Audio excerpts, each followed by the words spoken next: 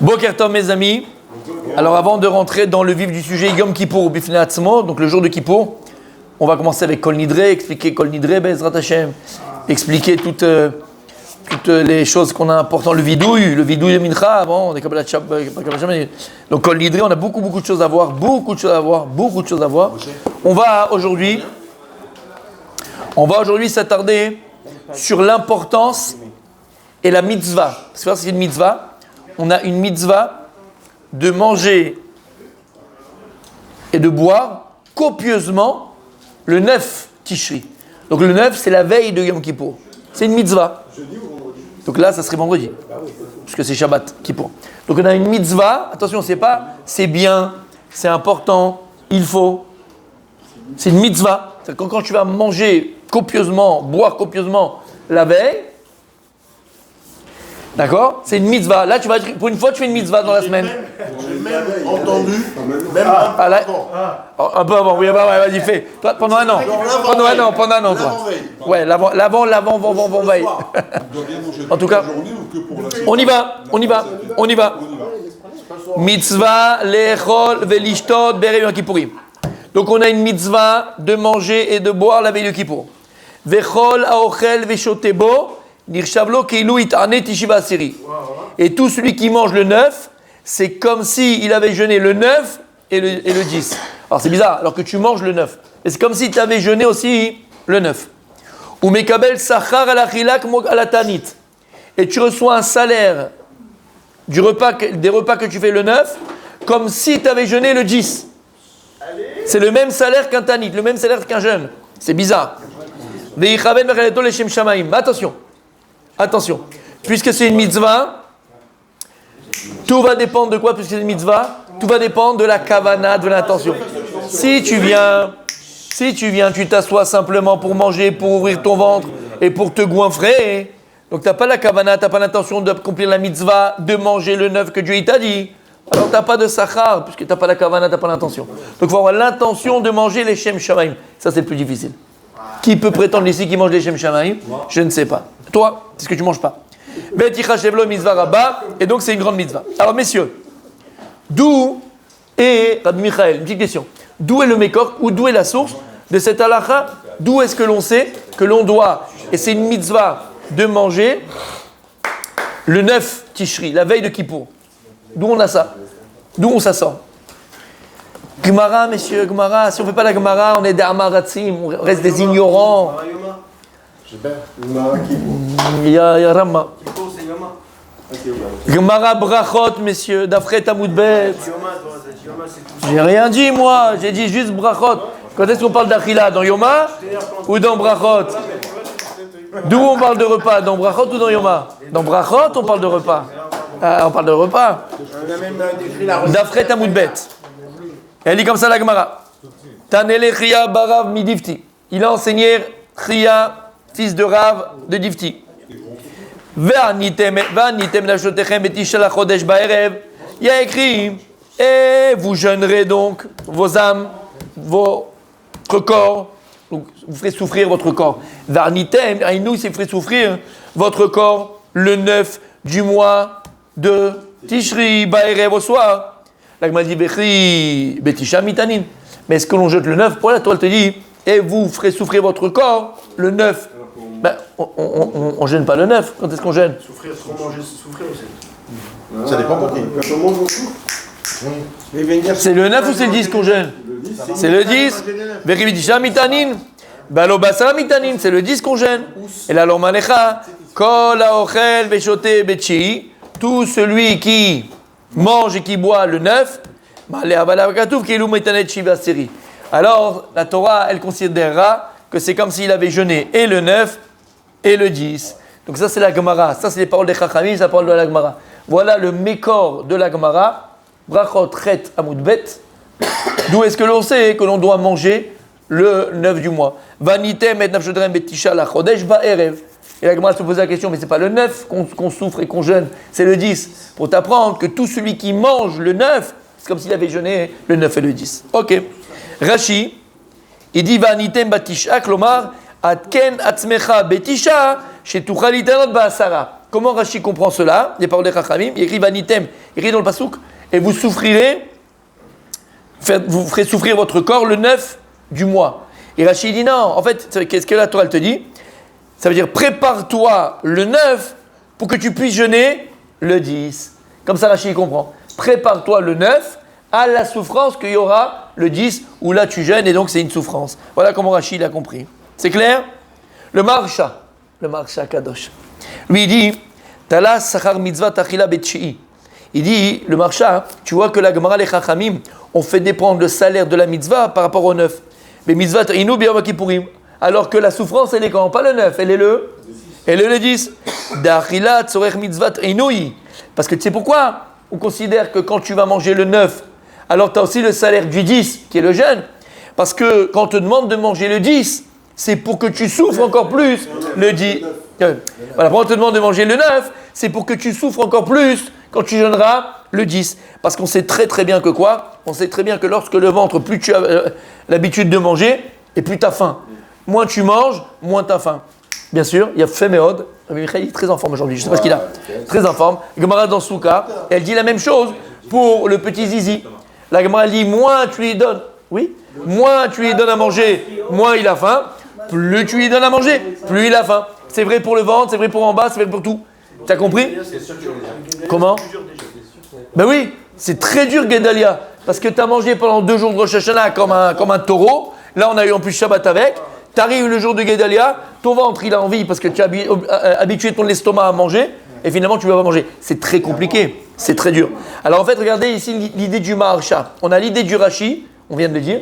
L'idée du Maharsha, c'est que pourquoi on considère finalement le 9 comme le 9 Tishri, où on doit manger beaucoup, comme le salaire où on va jeûner le 10, parce que le 9, c'est la préparation qui va te faire souffrir le 10. Parce que si tu manges beaucoup le 9, comme on vient de dire, alors finalement ton estomac il est habitué à manger, le 10 t'arrive, tu as faim et tu peux pas manger. Donc plus tu vas manger le 9, plus tu as le salaire du 10. Très joli. Mais ça c'est le Maharsha, mes amis. Ça c'est. Attends, on y arrive, mon tzaddik. Mais ça c'est le Maharsha, mon tzaddik. Ok. C'est une question à Cédric, ça. Alors écoutez bien. Comme ça, gratuit. Pendant les 10 jours de choses. Omer Abet Yosef. Restez concentrés, maintenant c'est le mot. Omer Abet Yosef. Orachaim Siman Tarad. Et non pas Tered. Vea de mitzvah le'arbot b'machal mishte b'yom zeh. Il dit le Bet Yosef. Ce qu'on a dit dans la Gemara, où c'est important de multiplier les repas et donc les manger le 9. Aïnou, pourquoi? C'est quoi le tam pour lui? C'est quoi le tam? C'est quoi la raison? Aïnou, kede le'arot shenoach mekubal alav yom kippourim. C'est pour montrer que on accepte. Il est agréable entre guillemets pour nous le jour de Kippour. On accepte le jour de Kippour, on veut le jour de Kippour, on attend le jour de Kippour. V'usameach likrato achinitan kapara l'Israël. Avant une fête, quelque chose de bien, on fait une séouda. Mais alors Yom Kippour, on peut faire de séouda. Par contre, quand tu montres que tu es joyeux, tu as un anniversaire, tu fais une séouda, tu fais un bon repas? Oui. Quand c'est Sukkot, on fait un bon repas? Oui. C'est Simchat Torah, c'est un bon repas? Oui. Toutes les fêtes, on fait un bon repas pour montrer qu'on est joyeux. Le problème, il est quoi? Que Hachem nous a dit de jeûner le jour de Kippour. Donc on ne peut pas faire de séouda, montrer que c'est un jour important pour nous. Alors qu'est-ce qu'on fait? La Torah, elle t'a dit, tu vas faire un beau repas, des beaux repas la veille. Comme si c'était Yom Tov, pour montrer que tu es content, pour montrer qu'on prend sur nous, Yom Kippour, on a conscience que Yom Kapara l'Israël, c'est un jour de pardon pour Israël. Alors comment on peut pas faire la Seudat Mitzvah le jour de Kippour? Sur le Bet Yosef, on le fait, la Torah demande de faire la veille. Donc c'est très joli. Donc sur le Bet Yosef, la mitzvah qu'on a de manger, la veille de Kippour le 9, c'est comme une Seudat Mitzvah de quoi? De Yom Kippour. C'est la Seudat de Yom Kippour où tu ne peux pas manger, alors tu le fais la veille. Parce que tu ne peux pas manger au Kippour. T'as compris? C'est très joli ce qu'il lui Bet Yosef. On fait quand même. La Seudat de Kippour, si on te demande quand je la fais, il faut une Seudat. Bah, tu l'as fait la veille. Comme tu ne peux pas le faire à Kippour, tu l'as fait la veille. On fait quand même beaucoup de mélange de royauté à la main. Non. Ah si, tu sais, moi, le problème, c'est qu'à l'entrée de Kippour, Comment? c'est pas bien. Tu fais des 50. À cause du repas? Non, de tous les repas. Alors toi c'est selon ce qu'on a dit, il faut que ce soit un inouï. Ce qu'on a dit avant. C'est pourquoi tu as beaucoup mangé, pour que ça soit encore plus dur pendant le jeûne. Toi tu le vis. Toi ce que tu dis là, voilà, c'est selon ce qu'on vient de voir, selon le commentateur qui pense que pourquoi on doit manger beaucoup, pour que le jeûne soit encore plus dur, pour bien souffrir le lendemain. C'est une des raisons. C'est ça que je dis, moi. C'est parfait. Quand tu manges trop le soir, la veille, donc même avant la T'es pas bien à Kippour? Non, le soir même, Ouais. les Khaïli, je suis pas bien. C'est pas la même chose. C'est déjà. Oui, mais c'est déjà Kippour, donc c'est bien. C'est la raison, selon certains commentateurs, c'est la raison. Pour que ce soit pas bien. Plus souffrir à Kippour, on a qui disent. Il a fait. Ok. Il parle du manque, toi tu parles pas. Viens, termine. C'est pas la même chose. Mais je sais même pas de quoi tu dis. Ok, bon, d'accord. Mais là... Non, parce que lui, il parle de la souffrance de la... Moi, je suis... Messieurs. Rabbi, c'est pas la même chose, t'as compris? Quoi?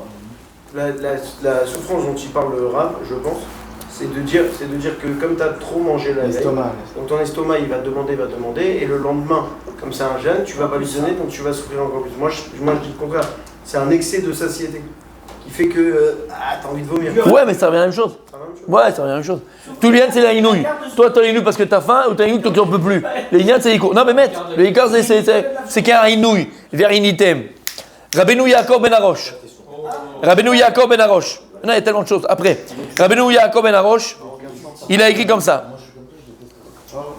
Alors, c'est quoi ce Inyan de manger beaucoup le 9 pour qu'on puisse jeûner le 10 et on considère comme si tu avais jeûné le 9 et le 10? Les lametra, chez Kol Aochel, Veshote Vechama, ok, ça c'est la Gemara, ok. Il dit comme ça.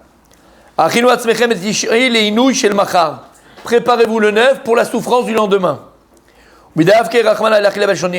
Et puisque la Torah, lorsqu'elle parle de la Chila du 9, elle parle de souffrance.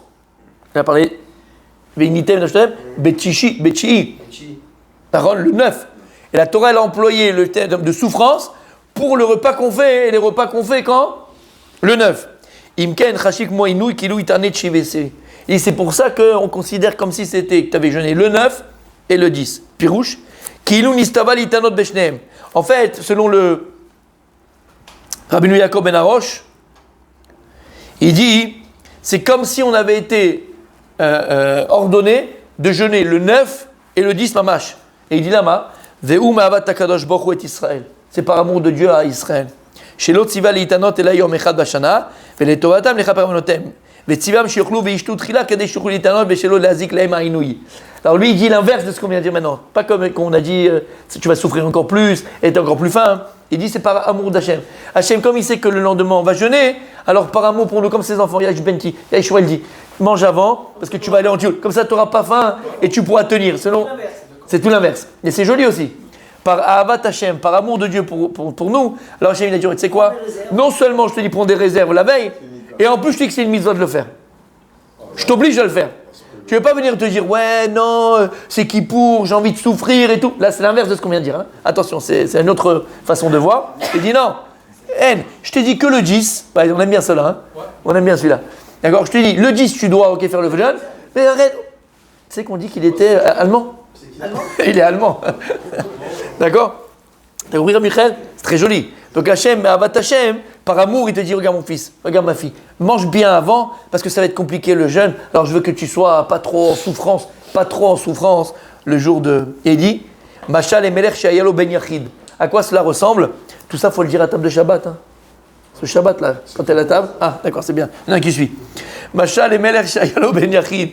Ça ressemble à un roi qui avait un fils unique. Mais Gazar Allah, il a dit, tu sais quoi, demain tu ne manges pas mon fils. Alors la veille, comme il a dit à son fils de ne pas manger le lendemain, la veille, il doit faire un repas de roi pour qu'il puisse pouvoir tenir le lendemain. Ça, c'est ta question maintenant. Et donc on a l'habitude de faire pas une Seouda, mais de faire plusieurs, 7, 10, 20, 50. 7 c'est le minimum. 7 c'est pourquoi Keneget Sheva Kochot Shel Satan. On les prend de la veille, après Arvit? Comment? On les prend de la veille, après Arvit, vu que c'est le 24 heures, hein. Ouais, 24 heures, tu peux conseiller. le pain à chaque fois? Seouda c'est Lechem. Mais t'es pas obligé. C'est mieux, voilà, on peut mésonotes aussi. Ah, donc on parle pas que de la Souda. Pas avant la veille. Non, pendant la journée. À chaque fois, tu fais un petit Seouda. Et il dit pourquoi 7? Alors, il y en a 7. Il y en a qui disent c'est 7, c'est très bien. Encore une fois, c'est toujours le chiffre 7. J'ai vu, bon, il le ramène ici, on va le voir aussi. Il dit à Moutsafi qu'il y a des. Je ne me rappelle plus le nom de qui, on va le voir, mais d'accord? Il y en a qui ont l'habitude, par exemple, de répéter Or Zarolatsaïk 7 fois. Ouais, je ne sais plus au nom de qui, on le verra, mais je crois que c'est la Rizal, je crois, mais je ne suis pas sûr. D'accord? Alors que je crois que c'est le Rachach qui dit que 2 fois. Bon, l'homme est chané. En tout cas, ça veut dire que la rebot Besséouda, c'est bien la veille de multiplier les repas. Alors il y a un midrash qui raconte l'histoire. Il y a comme ça, il a dit à son serviteur, Kneli Dagim, va m'acheter des poissons. Velo Matza il a Dagechad. Le type est parti, il a trouvé qu'un poisson. Il est parti, il a acheté un poisson. Ve'atanbo Zaov. Vayasham Yehudi Chayad Vosif Alav Ad She'aleu Lechamisha. Et donc il lui a dit combien ça coûte? Il a dit ça coûte une pièce. Et il n'y en avait qu'un, donc quand il y a une, le prix augmente. Donc il a augmenté jusqu'à qu'il a dû payer Chamisha. 5 fois le prix. Venishar Lechayat. Ba Eved Elanav Vesiperlo Kol Hameura.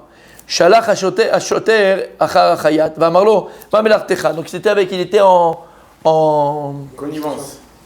Qui va acheter le poisson? Entre lui, il y avait un Chayat, il y avait un tailleur. Et l'autre, il a pris plus, il a acheté à plus cher. Concurrence. Alors, le choter, il a appelé celui qui l'a envoyé, il a dit amène-le-moi celui-là. C'est quoi ton travail? Marlo Chayat, je suis couturier. Metformi. C'est ça, hein? Bravo. Ah là, j'ai travaillé. Alors il a dit, mais toi pourquoi t'as acheté un poisson qui coûte 1 pièce d'or, tu l'as acheté à 5 pièces d'or. Vélod, et là je l'ai Abdi, et en plus tu l'as pris de la main de mon serviteur que j'ai envoyé pour acheter pour moi. Et Shivlo, vers l'Okneno Afilou Sarah, il dit, mais comment tu veux que je n'achète même pas pour 10 pièces d'or, je l'aurais acheté. Kadesh Baruch nous a donné la mitzvah, ordonné la mitzvah de manger le 9, même si ça coûtait 10 pièces d'or, je l'aurais acheté pour accomplir la mitzvah de manger la veille. Et en fait, tout ça, c'est pourquoi? C'est pour montrer notre simcha. N'oubliez pas qu'il est très, très, très important de venir à Kippour, Besimcha. Vada qu'il faut avoir crainte, il faut avoir la peur. Aval Besimcha, c'est un jour de simcha. Le jour le plus joyeux de l'année, c'est Kippour. Regarde, pas toi, pas nous, pas vous. Mais imagine le gars, il a un dossier comme ça, chez Mishmor. C'est-à-dire que sa vie, elle est finie. On va lui prendre sa maison, sa voiture, machin, les comptes, on va les vider. D'accord? Il y a tous les avocats du monde, il a pris les meilleurs avocats, d'accord? Brovers and Movers, d'accord? Co. Il a pris tous les avocats du monde, tous les cabinets d'avocats, les meilleurs.